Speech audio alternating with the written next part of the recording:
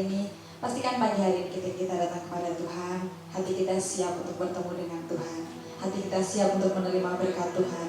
Kalau terima berkat pasti siap ya, tapi bertemu Tuhan itu sesuatu hal yang luar biasa. Mari persiapkan hati kita, hidup kita, untuk kita boleh menikmati kuasa Tuhan pagi hari ini. Pastikan saat kita masuk ruang maha kudusnya Tuhan, hati kita, pikiran kita, tubuh kita sudah disucikan. Kami mengucap syukur untuk pagi hari ini Tuhan. Kami memasuki tatamu yang kudus, kami memasuki tempatmu Tuhan, rumahmu Tuhan. Terima kasih. Kami mau menyembah Tuhan, kami mau meninggikan, kami mau melakukan Engkau.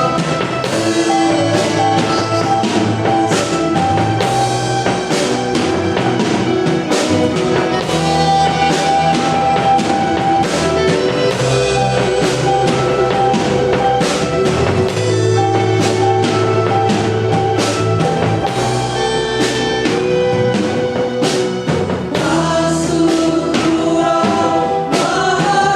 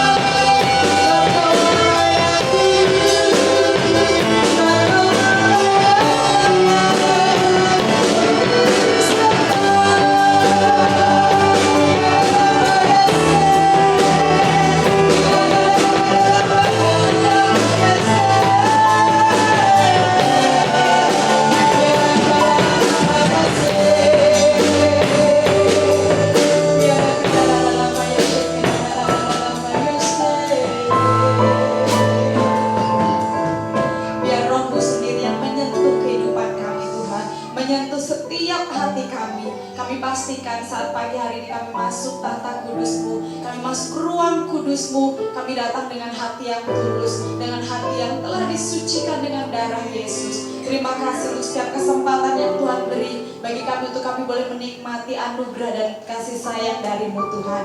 Terima kasih banyak Tuhan, pagi hari ini kami datang kepadamu. Izinkan kami untuk kami menikmati semua yang terbaik dari-Mu Tuhan.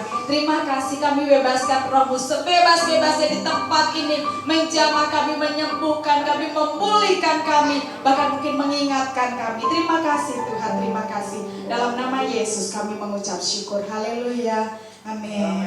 Sekali lagi shalom Bapak Ibu Saudara. Apa kabar pagi ini? Luar biasa, bukan biasa di luar ya. Pagi hari ini pastikan kita benar-benar siap untuk menikmati anugerah Tuhan. Karena kita percaya Allah sanggup melakukan banyak perkara buat hidup kita.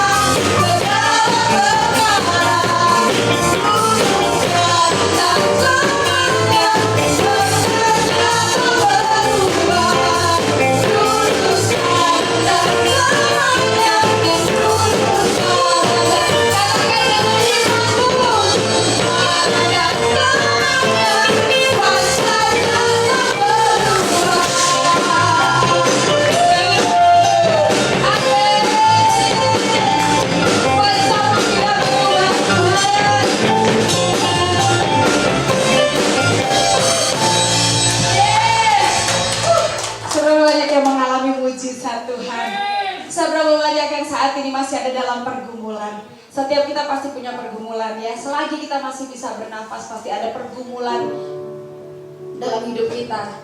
Tapi pagi hari ini ketika kita pujikan pujian tadi, Allah sanggup melakukan segala perkara. Tuhan mampu melakukan apapun yang tidak pernah kita pikirkan. Saya mengalaminya. Itu sebabnya pagi hari ini izinkan Roh Kudus pun menyentuh hidup kita supaya kita juga mengalami hal yang sama. Yang gak pernah dilihat mata, yang gak pernah ada dalam pikiran, itu yang Tuhan sediakan buat kita. Haleluya. Izinkan kami terbang dengan sayap-Mu Tuhan.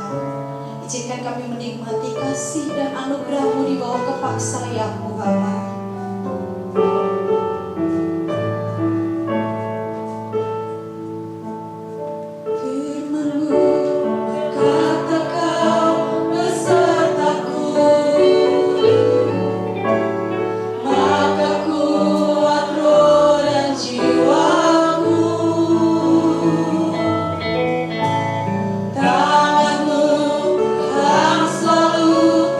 Nantikan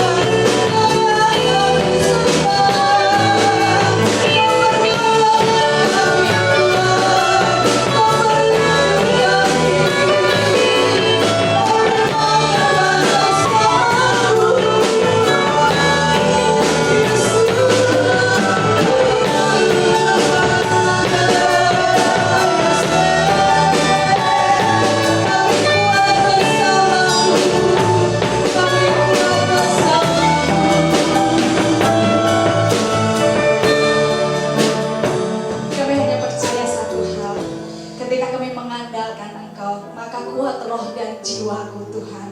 Maka kuatlah seluruh hidup kami. Pagi hari ini layakan kami untuk kami benar-benar ada bersamamu Tuhan. Semeja sehidangan dengan Engkau Tuhan. Terima kasih banyak Tuhan, terima kasih. Setiap pujian yang kami naikkan adalah isi hati kami Tuhan. Betapa kami bersyukur kami memiliki Engkau. Terima kasih banyak Tuhan Yesus, terima kasih. Kami akan sambut firman-Mu pagi hari ini. Kami siapkan tanah hati kami yang paling baik. Tidak ada satupun kuasa yang kami izinkan untuk mengganggu atau bahkan mencuri kebenaran firman-Mu. Di dalam nama Yesus kami siap menerima firman-Mu. Haleluya. Amin. Silakan duduk Bapak Ibu Saudara. Puji Tuhan. Shalom. Hari yang cerah hari ini ya. Dan saya berbahagia sekali seberapa banyak jemaat yang hadir boleh dalam keadaan sehat. Pujian yang menguatkan bukan, bahwa Allah sanggup melakukan apapun juga saudara. Mungkin saat ini saudara sedang ada di dalam permasalahan atau pergumulan. Tetapi kalau saudara tetap percaya kepada Tuhan dan terus dekat sama Tuhan, saya percaya Tuhan tuh gak pernah meninggalkan saudara. Dia memperhatikan saudara. Tinggal kita sabar aja menunggu waktunya. Amin. Puji Tuhan.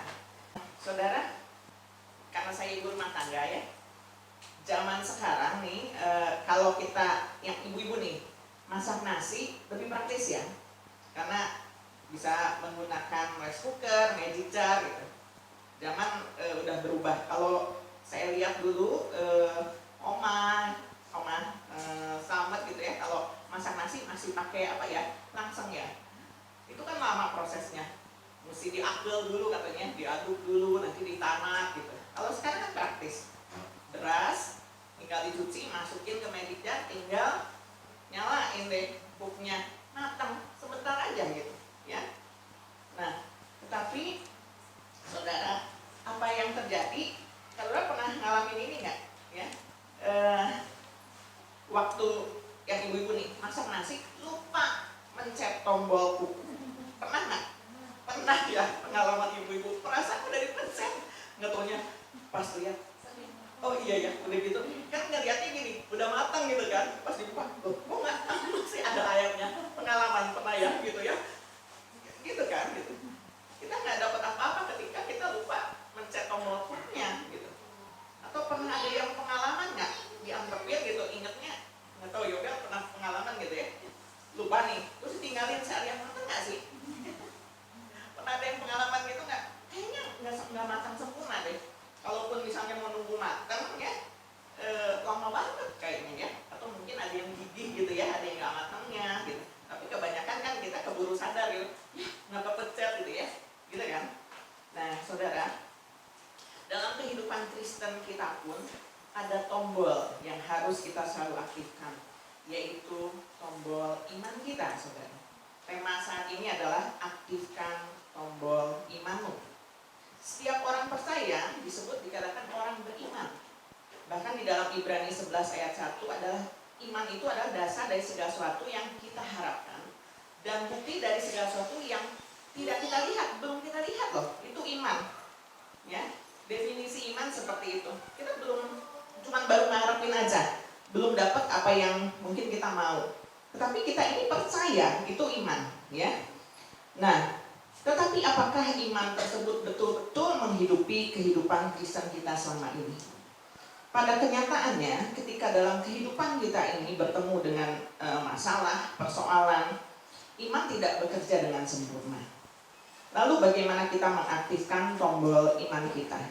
Ya, saudara, Tuhan memberikan panca indera kepada kita, punya fungsinya masing-masing. Mata, telinga, hidung itu udah ditaruh di tempatnya yang pas. Nggak ada yang bisa merubah ya, mata masa ditaruh di perut gitu ya, atau hidungnya di belakang gitu, nggak ada. Semua sempurna. Walaupun mungkin ada yang tidak sempurnanya dalam arti begini, ada yang nggak bisa melihat, tidak bisa mendengar. Tapi saya percaya Tuhan tuh punya karya terindah dalam setiap orang yang lahir di dalam dunia ini. Karena firman Tuhan juga mengatakan bahwa rancanganku itu ajaib dikatakan. Ya. Nah, dan indera itu dikatakan termasuk menjadi media untuk iman kita bertumbuh. Percaya nggak saudara? Ya. Jadi saya mau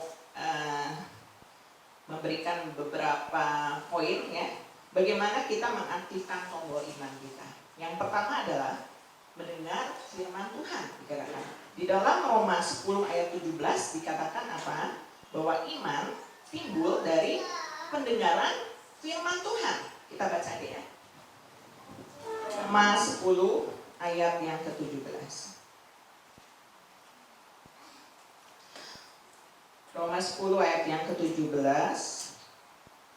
Jadi iman timbul dari pendengaran dan pendengaran oleh firman Kristus. Jadi iman itu akan menjadi aktif, timbul ketika mendengar firman Tuhan. Apa yang lebih banyak kita dengar saat ini? Apakah berita-berita yang menakutkan, berita-berita hoax, gosip, atau berita-berita yang lagi viral? Biasanya kita lebih hafal daripada kita ingat sama firman Tuhan, mendengar firman Tuhan. Mungkin sekarang karena zaman online, kita sering dengerin khotbah-khotbah lewat media ya, lewat YouTube gitu. Tetapi kalau kita boleh jujur, mana yang lebih banyak kita dengarkan? Biasanya berita-berita ya di TV gitu. Orang tahan berapa lama sih sehari, tiap hari ada yang nonton YouTube firman Tuhan gitu. Mungkin ada juga sih gitu ya. Tetapi biasanya lebih banyak mendengar hal yang lain gitu. Tetapi Tuhan tuh luar biasa ya. Dia nggak pernah menuntut misalnya, oh kamu harus dengerin firman sehari sekian jam. Tetapi yang luar biasanya gini saudara, ketika saat ini ya, seperti saat ini saudara mendengar firman Tuhan, terbatas kan, hanya kita 1 jam dipotong juga ya, berarti firman Tuhan cuma setengah jam. Tetapi yang luar biasa, firman Tuhan yang dikatakan sampai kepada kita tuh nggak pernah sia-sia saudara. Ya, sependek apapun misalnya khotbah, kalau saudara siapkan hati itu tuh luar biasa dampaknya. Jadi mendengar firman Tuhan itu dapat mengaktifkan tombol iman kita. Itu yang pertama. Ya, di dalam Kisah 14 ada kejadian yang luar biasa. Kisah Rasul 14 ayat 8 sampai 10. Kisah Rasul 14 ayat 8 sampai 10. Saya akan bacakan. Di Listra ada seorang yang duduk saja karena lemah kakinya dan lumpuh sejak ia dilahirkan dan belum pernah dapat berjalan. Ya, berarti sejak lahir dia lumpuh. Lihat ya. Ia duduk mendengarkan ketika Paulus berbicara, tentunya berbicara firman Tuhan, dan Paulus menatap dia dan melihat bahwa ia beriman dan dapat disembuhkan. Kelihatan nih, semangat gitu dengerin firman Tuhannya, konsentrasi gitu ya. Dan apa yang terjadi? Lalu kata Paulus dengan suara nyaring, berdirilah tegak di atas kakimu.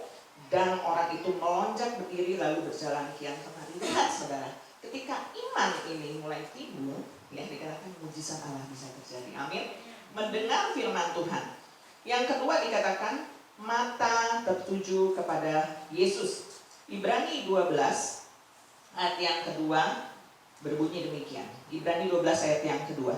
Marilah kita melakukannya dengan mata yang tertuju kepada Yesus yang memimpin kita dalam iman dan yang membawa iman kita itu kepada kesempurnaan, yang dengan mengabaikan kehinaan tekun memikul salib, ganti sukacita yang disediakan bagi dia yang sekarang duduk di sebelah kanan tahta Allah. Iman membawa kita kepada kesempurnaan dikatakan. Jadi kalau saudara cara mengaktifkan tombol iman dikatakan mata kita harus fokus sama Tuhan Yesus. Bukan berarti gimana ya ngeliatin Tuhan Yesusnya nggak ada di sini gitu ya. Tetapi fokus terhadap hal-hal yang rohani. Tentunya dikatakan apapun persoalan kita, kadang-kadang pandangan kita bisa beralih. Dalam arti mata rohani kita ya, kadang-kadang kita jadi fokus sama persoalan kita. Sehingga akhirnya Yesusnya dikesampingkan. Tetapi dikatakan biarlah kita melakukannya dengan mata tertuju kepada Tuhan Yesus. Ya, bahkan tawaran dunia ini kadang begitu menggiurkan sehingga pandangan saudara bisa beralih ke dalam dunia ini. Dan akhirnya Tuhan entar dulu ya, dikesampingkan gitu. Nah, yang kayak gitu tombol imannya nggak diaktifin saudara. Tapi cara mengaktifkan tombol iman saudara harus terus tertuju kepada Tuhan Yesus. Ya, dengan mata tertuju kepada Tuhan Yesus, artinya kita selalu ingat akan pengorbanan Tuhan Yesus, kasihnya Tuhan Yesus. Nggak lupa gitu saudara. Jadi persoalan apapun saudara, baik saudara lagi sedang dapat istilahnya kesukaran, sedih ya, atau kegembiraan sekalipun gitu saudara nggak boleh lupa sama Tuhan Yesus. Oh semua ini kalau saudara lagi senang-senangnya ingat, oh ini juga kebaikan Tuhan Yesus. Pokoknya harus Dikatakan mengingat akan kasih Tuhan Yesus. Tekun dalam memikul salib. Bukan berarti bawa kayu salib kemana-mana ya. Dalam arti butuh bayar harga saudara. Datang ke gereja pun kadang butuh bayar harga saudara. Ketika saudara mungkin diperhadapkan persoalan yang harus aku kerjakan gitu. Sehingga saudara akhirnya dikatakan saudara harus ambil keputusan. Gimana supaya tetap fokus kepada Tuhan Yesus? Saudara ketika mau ke gereja udah nggak misalnya pikir saya juga hamba Tuhan, bukan berarti bebas dari masalah. Kadang-kadang mau pelayanan aja banyak godaannya, banyak tantangannya. Ya, dunia mengatakan begini. Kadang-kadang kan si iblis suka ngecohin kita ya. Kalau misalnya kita mau pelayanan, nggak tahu punya pengalaman nggak, kalau saudara yang sudah pelayanan, mau pelayanan, ayo jaga hati gitu. Ada aja persoalan gitu ya. Nah kalau si iblis ngepasinnya gini, ngapain pelayanan? Ya, masih banyak dosa tuh. Terus udah gitu sekarang ada masalah lihat gitu ya. Itu kan dunia, iblis mencoba membuat pandangan mata kita beralih sama Tuhan Yesus. Saudara pernah nggak mengalami hal itu? Tetapi dikatakan kalau mata kita tertuju pada Tuhan Yesus, Tuhan, di saat persoalan itu datang, saudara tetap punya sikap iman. Ya, dikatakan kalau tombolnya aktif tuh apapun juga, saudara nggak akan mundur, saudara, maju gitu ya. Bukan hal mudah dilakukan ketika pandangan kita masih tertuju pada dunia. Dikatakan harus tekun memikul salib, apaan tuh gitu. Tetapi saudara, saya percaya semakin saudara dekat sama Tuhan, diaktifkan tombol iman ini, pokoknya apapun yang terjadi tetap tertuju pada Tuhan Yesus, maka saudara nanti akan mengerti sendiri bagaimana tekun memikul salib itu seperti apa, bayar harga itu seperti apa. Nanti kalau saudara sudah mendapatkan yang tadi ya, namanya mukjizat, jawaban-jawaban Tuhan, itu tuh luar biasa saudara. Ketika menengok, waduh, Tuhan itu luar biasa ya gitu. Jadi tetap fokus kepada Tuhan Yesus. Yang ketiga dikatakan memperkatakan firman. Di dalam 1 Samuel 17 ayat 45, ini peristiwa Daud dan Goliat. Ini merupakan salah satu cerita Alkitab yang cukup dikenal, anak-anak juga pasti tahu ya tentang kisah Daud dan Goliat. 1 Samuel 17 ayat 45 dikatakan demikian. Tetapi Daud berkata kepada orang Filistin itu, kepada Goliat ya, engkau mendatangi aku dengan pedang dan tombak dan lembing, tetapi aku mendatangi engkau dengan nama Tuhan semesta alam, Allah segala barisan Israel yang kau tantang itu. Daud, kita tahu bahwa Daud itu adalah seorang yang berkenan di hadapan Tuhan. Nah, ada Mazmur Daudnya, dia senang, dia adalah seorang pemuji penyembah Tuhan. Dalam kehidupannya, walaupun dalam kesederhanaannya, dia waktu itu belum jadi raja, hanya gembala domba, dan yang digembalakan tuh hanya beberapa ekor saja. Nggak seperti mungkin kakak-kakaknya yang mungkin menggembalakan domba lebih banyak, ratusan kali. Tetapi Daud tuh sungguh-sungguh melakukan pekerjaannya. Dan dikatakan hidupnya tuh memang sudah dari kecil tuh mungkin nggak ibadah kayak begini ya gitu ya. Tetapi firman Tuhan kan saat itu sering datang dengan suara gitu ya, dalam mimpi gitu. Nah Daud ini tuh begitu dekat sama Tuhan, sehingga waktu dia melawan Goliat, dia nggak ngelihat Goliatnya. Yang lain kakak-kakaknya dia takut mikirin ya, gimana nih triknya ngalahin Goliat. Orang kadang-kadang kan memikirkan dengan cara sendiri ya, gimana saya mau menyelesaikan masalah gitu. Nggak diaktifkan tombol imannya. Tetapi Daud kecil dikatakan, dia cukup mungil ya, maksudnya dibanding kakak-kakaknya kan gitu. Tetapi Goliat ini lebih tinggi dari manusia rata-rata, dapat disebut manusia raksasa. Tapi si Daud nggak melihat tingginya Goliat itu, tapi dia dikatakan bukan nantangin sombong, tetapi dia gemes gitu. Aduh, ini berani menghina Allah ya, gitu ya Daudnya. Dia samperin saudara. Kalau saudara ketemu persoalan atau raksasa, ngumpet atau nyamperin? Lebih baik aku lari, nggak mau ketemu persoalan gitu. Tetapi Daud ini dikatakan lari ke depan dan memperkatakan firman, dikatakan saudara. Ada perkataan firman yang keluar. Saat saudara memperkatakan firman, tombol iman saudara diaktifkan. Saudara pernah ngerasa nggak ketika saudara ngobrol sama teman gitu, terus ngucapin hal biasa aja lah. Kalau misalnya ngucapin sesuatu yang lucu, semua tertawa gitu. Tetapi ketika saudara memperkatakan firman, itu ada roh yang berbeda saudara. Ada ya sesuatu yang membangkitkan waktu kita lemah ya, terus kita juga memperkatakan firman nih sama teman kita ini dikuatkan. Itu saudara ya, tombol iman kita diaktifkan ketika kita memperkatakan firman. Kemudian yang keempat, iman dengan perbuatan.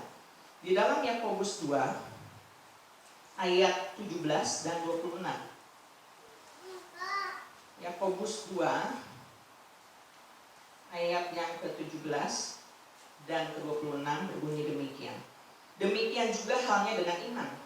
Jika iman itu tidak disertai perbuatan, maka iman itu pada hakikatnya adalah mati, saudara. Di ayat 26, sebab seperti tubuh tanpa roh adalah mati, demikian jugalah iman tanpa perbuatan-perbuatan adalah mati.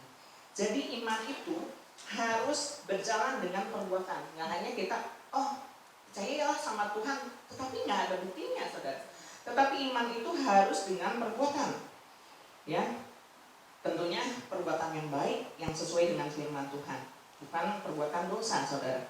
Ya, nah itu adalah cara mengaktifkan tombol-tombol iman.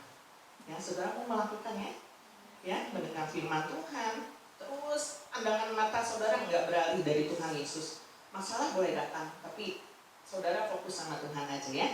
Kemudian coba perkatakan firman, aku nggak biasa, perkatakan. Kalau untuk menjadi biasa kan harus diomongin, saudara, ya, enggak malu nggak mau ngomong gitu. Tapi saudara harus mulai memperkatakan firman. Kemudian dengan perbuatan dikatakan ya, melakukan firman Tuhan walaupun belum semua aku bisa lakukan. Dengar firman Tuhan, lakuin aja gitu. Lakuin aja bagian kita. Tuhan nggak menuntut kita, aku harus sempurna ngelakuin firman Tuhan. Pokoknya punya hati untuk melakukan firman Tuhan. Saudara, tombol iman saudara diaktifkan. Nanti semakin lama saudara ada seperti alarmnya.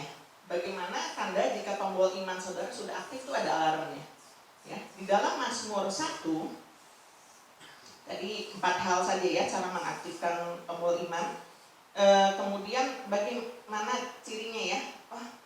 Udah kelihatan nih. Alarmnya gimana nih? Bahwa tombol iman kita sudah diaktifkan. Di dalam Mazmur 1 ayat 2 dan 3. Nah, ini juga ayat yang sering kita baca ya. Tetapi biar ayat ini itu kita jadi ngeh gitu saat ini tuh ya. Jadi mencelikan kita. Mazmur 1 ayat 2 dan 3. Tetapi yang sukanya ialah Taurat Tuhan, dan yang merenungkan Taurat itu siang dan malam. Ia seperti pohon yang ditanam di tepi aliran air, yang menghasilkan buahnya pada musimnya, dan yang tidak layu daunnya, apa saja yang diperbuatnya berhasil. Saudara, orang yang tombol imannya aktif, dia suka dikatakan merenungkan firman Tuhan. Bukan lagi menjadi satu keterpaksaan, aku punya kewajiban nih baca firman Tuhan. Aku lagi baca Alkitab setahun beres dari kitab Perjanjian Lama sampai Wahyu sampai akhir.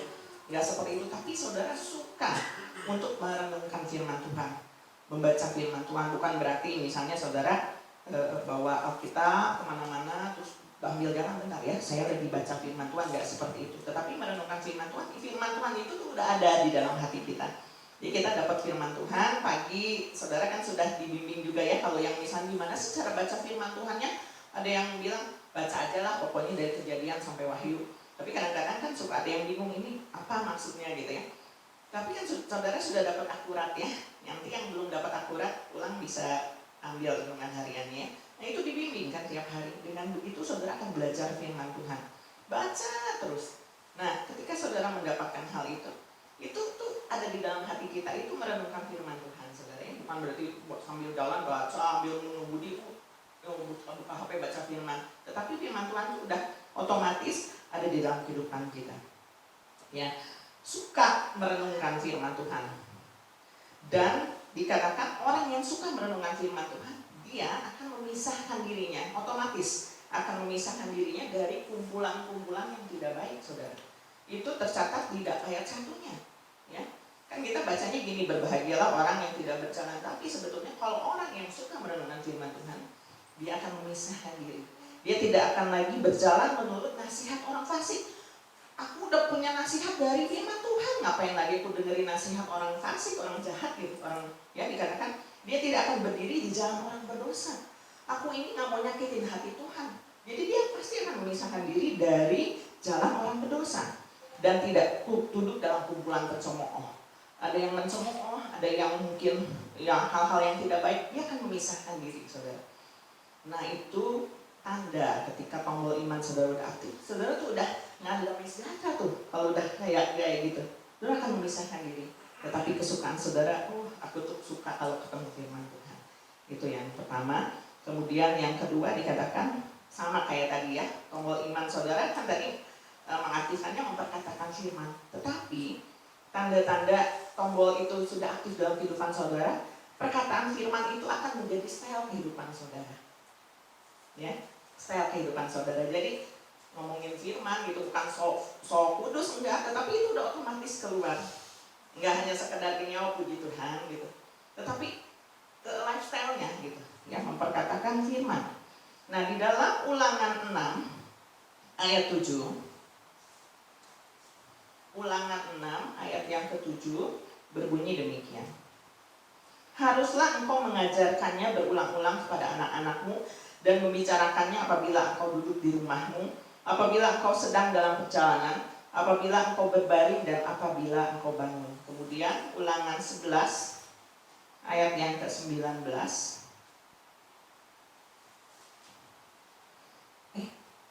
Ulangan 11 ayat yang ke-19. Oke. Kamu harus mengajarkannya kepada anak-anakmu dengan membicarakannya apabila engkau duduk di rumahmu dan apabila engkau sedang dalam perjalanan, apabila engkau berbaring dan apabila engkau bangun. Lihat saudara, ketika tombol iman kita sudah aktif, itu perkataan firman tuh tadi ya. Di sini sih dibilangnya kamu harus mengajarkan kepada anak-anakmu. Kalau bukan jadi lifestyle susah saudara. Lagi tidur, lagi berbaring, lagi duduk, yang diperkatakan firman Tuhan. Ngajarin anak-anak kita, ya, ketemu dengan keluarga kita, ngomonginnya firman Tuhan. Sampai anak-anak bosan kali ya. Kadang-kadang anak-anak saya juga suka bilang mami cerewet gitu ya, tapi ya nggak apa-apa, orang tua kan ngasih tahu yang bener ya gitu. Saya sebetulnya kurang sabaran juga gitu ya, tapi anak-anak saya udah tahu karakter saya gitu ya. Jadi kami mau anak-anak kami hidup kepada firman Tuhannya aja gitu. Kalau memandang orang tuanya nggak sempurna saudara, karena kami juga banyak kekurangan. Jadi saudara harus dikatakan ketika tombol iman itu sudah aktif, itu otomatis perkataan firman itu menjadi lifestyle kehidupan saudara, ya sama seperti Daud gitu ya, dia memperkatakan firman Tuhan gitu. Kemudian yang ketiga, dia akan mampu berdoa dalam situasi tersulit sekalipun. Kadang-kadang orang disuruh berdoa, ada juga yang nggak bisa, ya aku nggak bisa berdoa, padahal kalau berdoa kan kayak kita ngobrol gitu ya. Dulu saya waktu pertama kali masuk ke gereja ini, saya ingat dikasih tugas untuk berdoa. Nggak dibilangin dulu ya, nanti kamu berdoa buat firman itu, langsung tunjuk nanti saudari Yuni berdoa. Itu belum pernah berdoa di depan umum sendiri ya, itu belepotan ngomong, tapi nggak apa-apa, saya mau belajar gitu ya, berdoa. Tetapi bukan berdoa itu yang dimaksud. Dikatakan orang yang tombol imannya sudah aktif, dikatakan dia mampu berdoa dalam situasi tersulit sekalipun. Orang dalam keadaan susah, masalah yang berat, kadang-kadang nggak mampu untuk berdoa benar ya. Doa gimana, aku udah susah, gimana tuh nggak mau berdoa ya. Yang ada juga doain dong aku gitu, paling kan gitu ya. Tetapi saudara, kita mau belajar dari Ayub saudara. Kita tahu Ayub itu dikasih ujian berat ya, hartanya habis, anak-anaknya mati, habis dalam sekejap ya, dan tubuhnya itu benar-benar penuh luka, dikatakan sampai digaruknya sama beling saudara ya. Dia udah nggak berpakaian, atasnya duduk dalam debu saking perih gitu saudara ya, digaruk sama beling. Dalam keadaan tersulit itu saudara, kan kita ketahui bahwa dikatakan Ayub ini dipuji Allah karena dia kesalehannya gitu.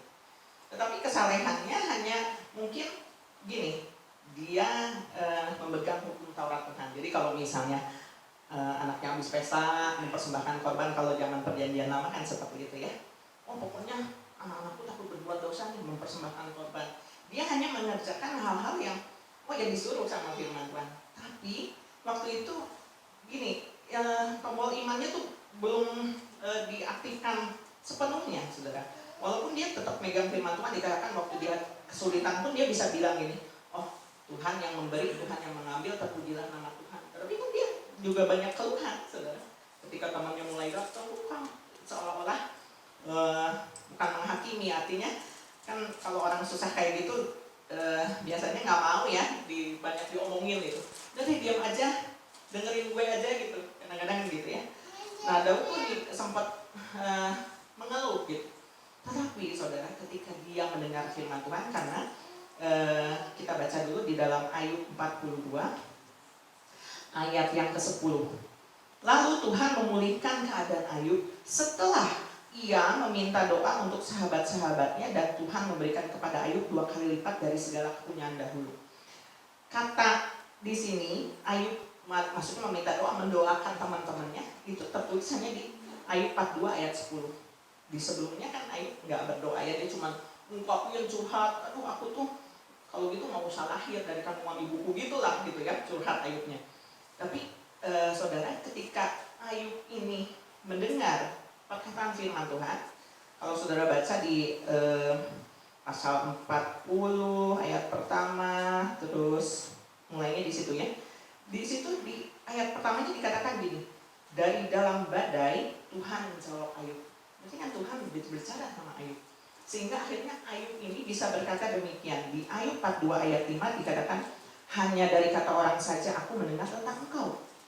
Ya, jadi mungkin dia dengar kata orang, oh ini kamu kalau ikut Allah seperti ini, dia praktekin tuh. Salah orangnya gitu. Tetapi dikatakan, sekarang mataku sendiri memandang engkau. Ingat saudara, ketika kita fokus sama Tuhan, ya, masalah dia berat, tapi ketika pandangan dia beralih kepada Tuhan, dikatakan imannya mulai, tombol imannya diaktifin gitu ya, dan akhirnya dia mampu berdoa. Waktu dia berdoa, keadaannya belum pulih, dia masih sakit, masih garuk-garuk badannya dengan beling gitu, hartanya belum kembali, anaknya udah meninggal semuanya gitu ya. Tetapi dikatakan dia mampu berdoa, bukan buat dirinya loh lagi, berdoa untuk teman-temannya ya, sehingga akhirnya Tuhan bisa membalikan keadaan. Dari situ prosesnya Ayub dikatakan diganti 2 kali lipat juga nggak dalam sehari kan saudara ya. Ketika dia berdoa itu ada prosesnya. Teman-temannya, sanak saudaranya mulai datang. Terus kemana lagi Ayub lagi sakit sama ini? Itu karena Ayub dikatakan, wah begitu dia ketemu Tuhan gitu, gitu ya, pandangannya tertuju kepada Tuhan. Disitulah Tuhan membalikan keadaan saudara ya. Jadi luar biasa saudara. Kalau saudara mengalami persoalan apapun juga, saudara pegang firman Tuhan, dikatakan ya. Perkatakan firman Tuhan, dan saudara dengan sekuat tenaga saudara berdoa. Kan Tuhan nggak nuntut kita berdoa panjang-panjang saudara. Kadang-kadang kita nggak dalam keadaan susah, gimana nih saya mau berdoa dengan keluhan-keluhan yang tidak terucapkan. Akhirnya saudara ngomong aja sama Tuhan gitu. Tuhan berikan kekuatan untuk saya gitu ya. Mungkin nggak usah panjang-panjang, nggak usah pakai omongan yang apa ya, puitis yang bagus, itu yang dari hati gitu ya. Nah kemudian yang keempat, orang yang tombol imannya sudah mulai aktif, dikatakan dia akan suka tinggal di dalam hadirat Tuhan. Di dalam Mazmur 27 ayat yang keempat, Mazmur 27 ayat yang keempat, satu hal telah kuminta kepada Tuhan, itulah yang kuingini, diam di rumah Tuhan seumur hidupku, menyaksikan kemurahan Tuhan dan menikmati baitnya. Ini perkataan Daud saudara. Seseorang yang tombol imannya aktif, Daud kan nggak dipaksa, dia bilang itu kerinduan aku nih, diam di rumah Tuhan sepanjang masa. Bukan artinya saudara, Pak Willy aku nggak mau pulang di gereja aja, nggak seperti itu. Tetapi suka tinggal dalam hadirat Tuhan, berlama-lama dengan Tuhan gitu ya. Kalau saya pinjam istilahnya Bapak Pendeta Hosea dulu, dikatakan tergila-gila sama Tuhan gitu. Aduh, pokoknya ngefans gitu. Anak-anak sekarang kan ngefans tuh ya, anak-anak saya juga BTS gitu ya. Ngefans sih boleh aja, tetapi ngefansnya sama Tuhan gimana gitu, tergila-gila sama Tuhan tuh seperti apa ya, kayak saudara ngefans itu loh sama orang-orang, padahal dikasih uang juga enggak, katanya juga oh I love you ya kan, ini ya dipajang di pacar gue gitu ya, di aku gitu ya. Tetapi saudara ada yang majang foto Tuhan Yesus nggak gitu, belum pernah ketemu si Tuhan Yesus, I love you Jesus Yesus gitu ya. Yang dipajang idolanya ya di DP WA gitu. Tetapi biarlah kita suka tinggal dalam hadirat Tuhan. Ya. Di dalam Mazmur 84, dikit lagi ya saudara ya. Nggak apa-apa lewat dikit ya. Jangan ada yang nggak ada yang tergesa-gesa kan pagi hari ini. Mazmur 84 ayat 11, sebab lebih baik 1 hari di pelataranmu daripada 1000 hari di tempat lain. Lebih baik berdiri di ambang pintu rumah Allahku daripada diam di kemah-kemah orang fasik. Ini pernyataan Daud saudara. Dia lebih memilih, dikatakan lebih baik 1 hari di pelataran Tuhan. Nggak apa-apa deh di ambang pintunya daripada di tempat lain. Di mana saudara suka? Suka datang ibadah atau suka rekreasi saudara? Orang nggak ada yang nggak suka rekreasi, saya juga mau diajak kalau ada yang ngajak saya rekreasi. Udah pengen kayak kemarin juga ya, kalau lagi kangen, aduh, pengen ke pantai. Saya pasang di satu sir pantai indah kan, ngeliat gambar-gambar gitu ya. Ini suka pada ke pantai nih, ya. Pengen gitu. Itu kan rekreasi. Nggak apa-apa, itu refreshing yang Tuhan berikan. Ayo kalau mau refreshing, tetapi kenikmatan saudara rekreasi itu hanya merasakan kenyamanan sesaat saudara. Udah main, ngeliat yang hijau-hijau, ngeliat laut, tenang gitu. Tetapi ketenangan sesungguhnya hanya di dalam Tuhan, saudara, di dalam hadirat Tuhan. Jadi beberapa tanda ini yang akan menjadi pengingat saudara. Apakah tombol imanmu dalam keadaan aktif atau mati? Nanti bisa diulang lagi firman-Nya ya. Saudari Maya kan biasa ada resume khotbahnya. Dibaca lagi. Bagaimana cara mengaktifkan tombol iman saudara? Tadi dikatakan mendengar firman Tuhan. Ya. Terus mata terus tertuju pada Tuhan Yesus, terus memperkatakan firman dan harus melakukan firman disertai dengan perbuatan. Ya, kita baca ayat terakhir di dalam Roma 1 ayat 17. Roma 1 ayat yang ke-17.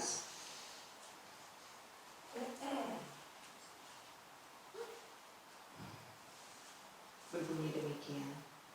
Sebab di dalamnya nyata kebenaran Allah yang bertolak dari iman dan memimpin kepada iman. Sebab seperti ada tertulis, orang benar akan hidup oleh iman.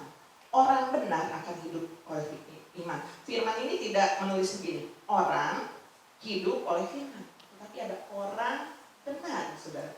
Jadi orang yang melakukan kebenaran, yang tadi dikatakan mendengar firman Tuhan, memperkatakan firman Tuhan, ya, maka tertuju kepada Tuhan Yesus, melakukan firman-Nya, itu disebut orang benar. Kita nggak bisa membenarkan diri sendiri, Tuhan kan yang membenarkan kita gitu. Tapi setidaknya dikatakan orang benar, berarti orang yang suka melakukan kebenaran firman Tuhan akan hidup oleh iman.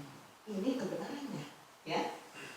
Saudara, mungkin beberapa tokoh Alkitab juga pernah mengalami tombol imannya itu tidak aktif. Saya ambil salah satunya saja. Elia pernah mengalami, dia capek kali ya, habis bertempur dengan nabi-nabi Baal. Apa yang dia lakukan? Waktu dia mendapat ancaman dari istrinya Ahab, dia lari kan, takut. Terus dia bilang, aduh Tuhan, lebih baik cabut aja nyawaku sekarang. Waktu itu tombol imannya nggak diaktifin kayak rice cooker tadi ya, nggak diaktifin gitu ya.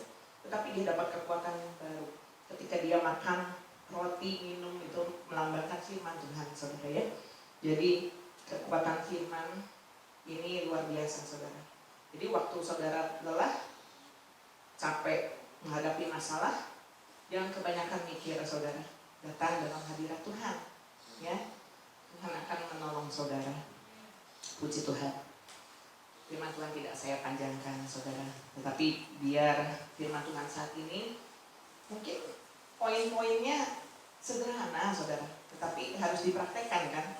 Makanya tadi dikatakan bahwa saya undang pada tim musik perlu dipraktekannya demikian. Tadi ada perkataan firman, hendaklah engkau mengajarkannya berulang-ulang, gitu. Ya, memperkatakan berulang-ulang. Firman Tuhan itu harus disampaikan berulang-ulang. Kita suka lupa, saudara. Sama seperti saya tadi lupa tombol, mencet tombol cooker. Karena orang kan suka lupa gitu. Tetapi kita terus diingatkan oleh firman Tuhan. Jadi jangan pernah bosan kalau diingetin lagi. Saya udah tahu itu. Enggak seperti itu. Tapi orang yang rendah hati dia akan menerima. Oh iya Tuhan, terima kasih. Tuhan sudah mengingatkan saya. Termasuk saya gitu waktu nyiapin firman Tuhan ini. Waktu saya kemarin punya kesalahan gitu ya. Aduh lupa mencet tombol cooker. Tuhan tuh ngingetin ini, saudara. Sehingga saya bisa menyampaikan firman Tuhan pagi hari ini. Puji Tuhan. Kita angkat satu pujian. Biarlah ini menjadi ungkapan hati kita, kerinduan kita. Kita nggak usah pandang masa lalu, tetapi saat ini saudara harus mengambil komitmen saudara. Kalau ingin kehidupan saudara dikatakan berhasil, tadi dikatakan dalam Mazmur 1 ayat 3, dia apa saja yang diperbuatnya pasti berhasil. Itu nggak instan saudara, tapi saudara butuh ketaatan dari saudara. Tombol iman saudara itu harus diaktifkan, jangan sampai mati. Pastikan aktif ya saudara. Kita angkat pujian. Satu hal yang ku rindu, berdiam di dalam rumah-Mu. Satu hal yang ku minta, menikmati hari-Mu. Katakan sekali lagi, satu kali kepada Tuhan. Ini merupakan kerinduan kita untuk selalu kita berada di dalam iman, menikmati hari-Mu. Satu hal yang ku minta, menikmati baik-Mu Tuhan. Lebih baik satu hari di pelataran-Mu daripada 1000 hari di tempat lain. Memuji-Mu, menyembah-Mu, Kaulah yang hidup, dan menikmati semua kelurahan-Mu. Satu hari di pelataran-Mu daripada 1000 hari di tempat lain.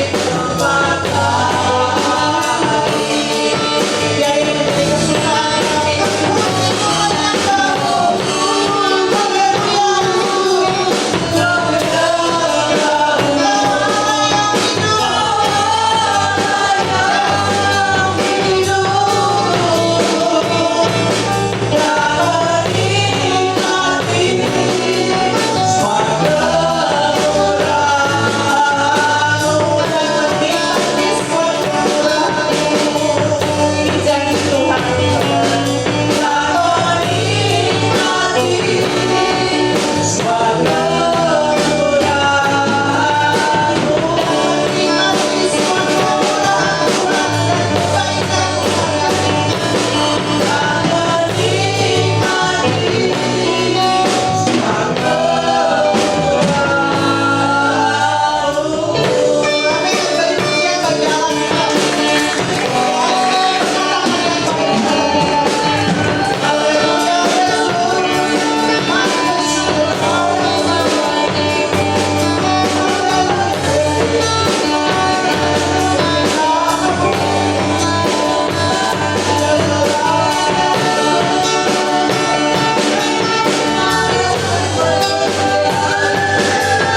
memberi kesukaan